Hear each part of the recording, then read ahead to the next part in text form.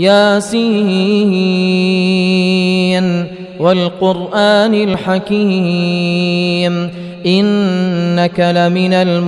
المرسلين على صراط مستقيم تنزيل العزيز الرحيم لتنذر قوما ما أنذر آباؤهم فهم غافلون لقد حق القول على أكثرهم فهم لا يؤمنون إنا جعلنا في أعناقهم أغلالا فهي إلى الأذقان فهم مقمحون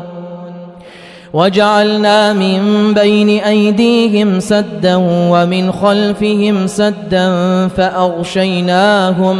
فأغشيناهم فهم لا يبصرون وسواء عليهم أأنذرتهم أم لم تنذرهم لا يؤمنون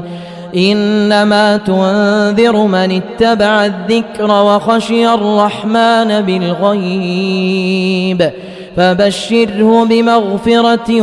وأجر كريم